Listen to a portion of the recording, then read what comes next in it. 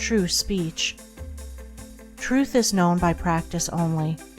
Without sincerity there can be no knowledge of truth, and true speech is the beginning of all sincerity. Truth in all its native beauty and original simplicity consists in abandoning and not doing all those things which are untrue, and embracing and doing all those things which are true.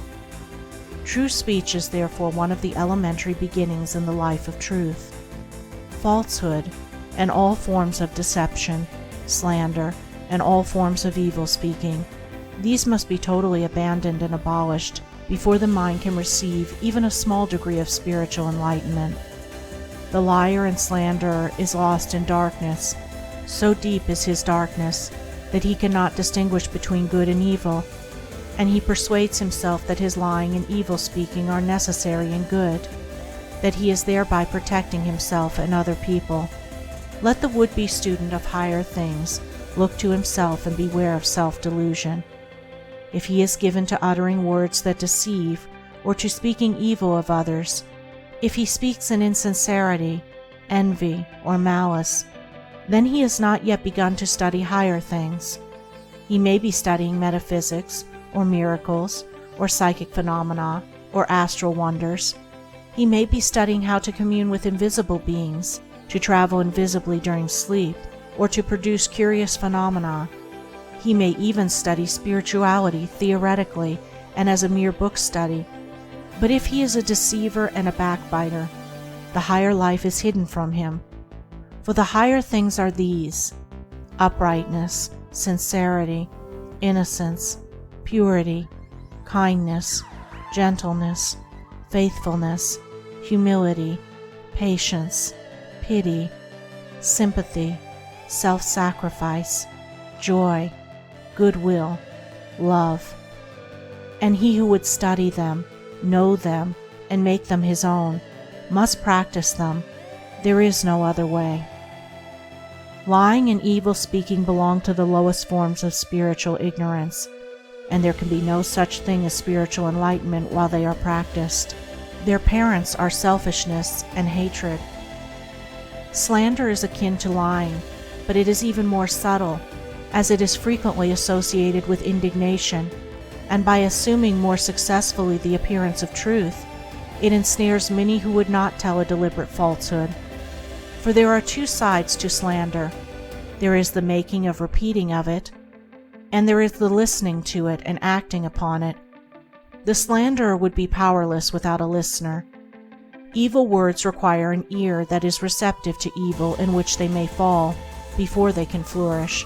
Therefore, he who listens to a slanderer, who believes it, and allows himself to be influenced against the person whose character and reputation are defamed, is in the same position as the one who framed or repeated the evil report.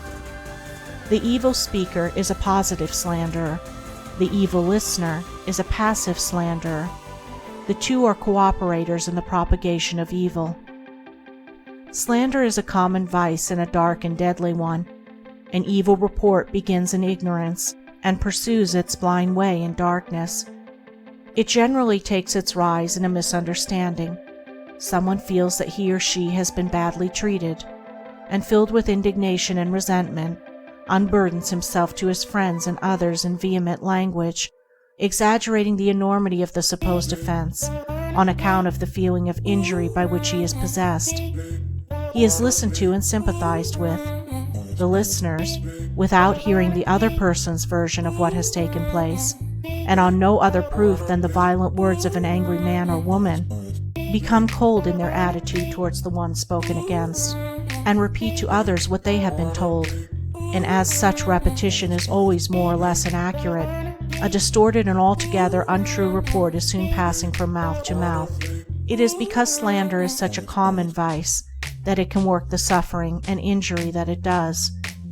It is because so many, not deliberate wrongdoers, and unconscious of the nature of the evil into which they so easily fall, are ready to allow themselves to be influenced against one whom they have hitherto regarded as honorable, that an evil report can do its deadly work. Yet its work is only amongst those who have not altogether acquired the virtue of true speech, the cause of which is a truth-loving mind. When one who has not entirely freed himself from repeating or believing an evil report about another hears of an evil report about himself, his mind becomes aflame in burning resentment, his sleep is broken, and his peace of mind is destroyed. He thinks the cause of all his suffering is the other man and what the other man has said about him, and is ignorant of the truth that the root and cause of his suffering lies in his own readiness to believe an evil report about another. The virtuous man, he who has attained to true speech, and whose mind is sealed against even the appearance of evil speaking, cannot be injured and disturbed by any evil reports concerning himself, and although his reputation may for a time be stained in the minds of those who are prone to suggestions of evil, his integrity remains untouched and his character unsoiled, for no one can be stained by the evil deeds of another, but only by his own wrongdoing. And so, through all misrepresentation, misunderstanding, and contumely, he is untroubled and unrevengeful, his sleep is undisturbed, and his mind remains in peace. True speech is the beginning of a pure, wise, and well-ordered life.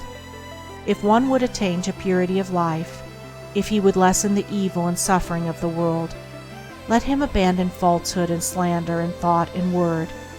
Let him avoid even the appearance of these things, for there are no lies and slanders so deadly as those which are half-truths.